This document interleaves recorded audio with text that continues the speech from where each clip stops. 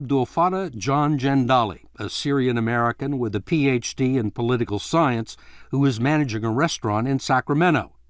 But as Jobs tells Isaacson on tape, he decides to let Mona go meet him alone. When I was looking for my biological mother, obviously, was looking for my biological father at the same time. And I learned a little bit about him, and I didn't like what I learned. And I asked her to not tell him that we had ever met and not tell him anything about me.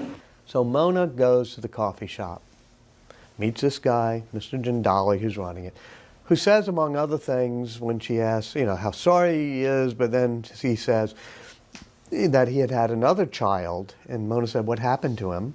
He said, oh, I don't know, we'll never hear from him again. And then he says, I wish you could have seen me when I was running a bigger restaurant. I used to run one of the best restaurants in Silicon Valley. It was a big Mediterranean restaurant. Everybody used to come there. Even Steve Jobs used to eat there.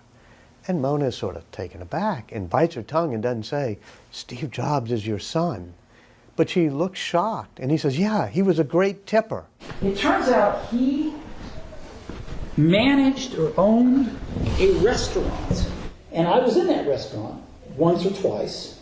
And I remember meeting the owner, who was from Syria. And it was most certainly him. And I shook his hand, and he shook my hand, and that's all. And Jobs never spoke to him, never talked to him, never got in touch with him, never wanted to see him.